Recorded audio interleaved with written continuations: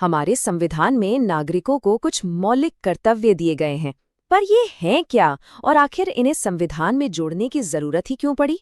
चलिए आज इसी कहानी को समझते हैं, हमारे हक और हमारे फर्ज के बीच के रिश्ते की कहानी। अच्छा, इसे समझने के लिए एक पल को सोचिए। मान लीजिए किसी घर में एक बच्चा है जिसे सारे हक मिलते हैं, अच्छा खाना, कपड़े, खिलौने, सब कुछ, लेकिन उसकी कोई जिम्मेदारी नहीं है, कोई काम नहीं। तो क्या लगता है वो घर ठीक से चल पाएगा? शायद नहीं, है ना? और जानते हैं दिलचस्प बात क्या है? 1950 में जब हमारा संविधान लागू हुआ तो वो कुछ कुछ इसी घर जैसा था। उसमें नागरिकों को बहुत सारे मौलिक अधिकार यानी राइट्स तो दिए गए थे, पर उनसे किसी मौलिक कर्तव्य यानी ड्यूटी की उम्मीद नहीं की गई थी। तो फिर सवाल ये उठता है कि आखिर इन कर्तव्यों को बाद में जोड़ने की जरूरत क्यों आन पड़ी? ऐसा क्या हुआ कि देश को ये महसूस हुआ कि सिर्फ अधिकार देना ही काफी नहीं है? देखिए, ये कहानी ना समय के साथ पूरी हुई। 1950 में संविधान ने सिर्फ अधिकारों की बात की, फिर पूरे 26 साल बाद 1976 में 42nd अमेंडमेंट के साथ 10 मौलिक कर्तव्य जुड़े गए, और उसके भी कई साल बाद 2002 में 86 संशोधन से 11वां कर्तव्य भी इसमें शामिल हो गया।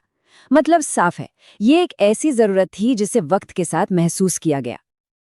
तो चलिए फिर एक एक करके देखते हैं कि आखिर वो 11 मौलिक कर्तव्य हैं क्या जो हर भारतीय नागरिक से जुड़े हैं।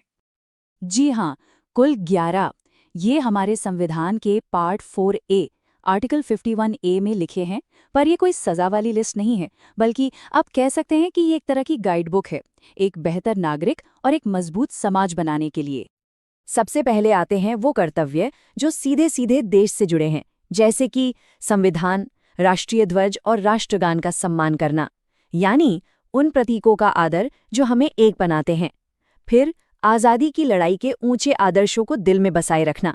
इसके बाद भारत की संप्रभुता, एकता और अखंडता की रक्षा करना, यानी ये जिम्मेदारी कि देश हमेशा एक रहे, टूटे नहीं।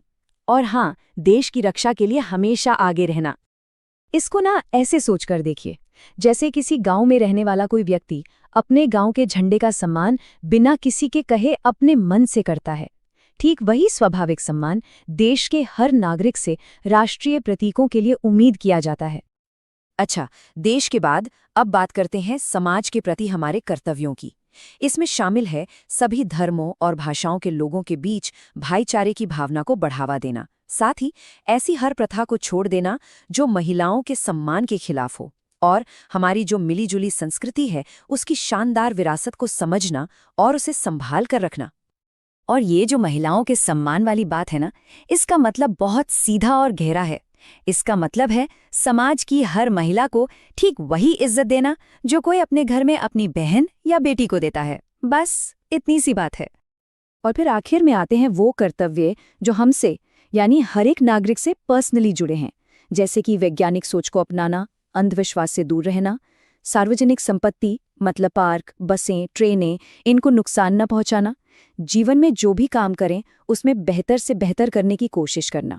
और अगर कोई माता पिता हैं तो उनका ये कर्तव्य है कि 6 से 14 साल के अपने बच्चों को स्कूल जरूर भेजें। सार्वजनिक संपत्ति की सुरक्षा का मतलब बहुत सीधा सा है।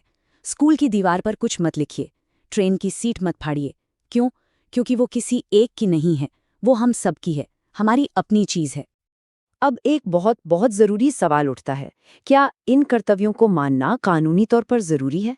मतलब अगर कोई इन्हें ना माने तो क्या उसे सजा हो सकती है? देखिए, इसका जवाब सीधा हाँ या ना में नहीं है, ये थोड़ा पेचीदा है। ये मौलिक कर्तव्य जो है, इनके लिए सीधे सीधे कोई सजा नहीं है। ये असल में नैतिक दायित्व है। ये आपको बताते हैं क्या एक अच्छे नागरिक होने के नाते आपको क्या करना चाहिए। लेकिन इसका मतलब ये बिल्कुल नहीं कि ये कमजोर है।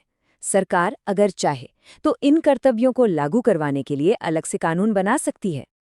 और ऐसा नहीं है कि ये बस किताबों में लिखे हैं, समय समय पर अदालतों ने भी इन कर्तव्यों को बहुत अहमियत दी है। जैसे बिजॉय इमैनुअल केस में सुप्रीम कोर्ट ने कहा कि राष्ट्रगान का सम्मान जरूरी है, पर किसी से जबरदस्ती गवाया नहीं जा सकता। MC मेहता केस में कहा गया कि अपने पर्यावरण को साफ रखना हर नागरिक का कर्तव्य है, और एम्स यूनियन केस में तो कोर्ट ने ये भी साफ कर दिया कि ये कर्तव्य बाकी कानूनों को समझने में एक गाइड की तरह काम करते हैं। तो कुल मिलाकर बात घूम फिरकर वहीं आ जाती है, अधिकार और कर्तव्यों के संतुलन पर। ये असल में एक ही सिक्के के दो पहलू हैं। एक के बिना दूसरा अधूरा है, बेमानी है। इस बात को समझने के लिए एक किसान का उदाहरण लेते हैं। बहुत आसान है। खेत से फसल काटना ये किसान का हक है, लेकिन उस खेत की मेड़ को ठीक रखना, उसे पानी देना, उसकी देखभाल करना, ये उसका फर्ज है। अब सोचिए, अगर वो सिर्फ अपना हक लेता रहे और फर्ज न निभाए तो अगली फसल कहाँ से आएगी? तो पूरी बात का निचोड़ क्या है? बस इतना सा कि अगर हमारे मौलिक अधिकार हमारा हक है, तो हमारे मौलिक कर्तव्य हमारा फर्ज है। और आखिर में एक सवाल जो हम सबको खुद से पूछना चाहिए। हम सब अपने अपने खेत से फसल का हिस्सा तो बड़े हक से लेते हैं, पर क्या हम सब अपने हिस्से के खेत की देखभाल का फर्ज भी निभा रहे हैं? इस पर सोचना वाकई जरूरी है।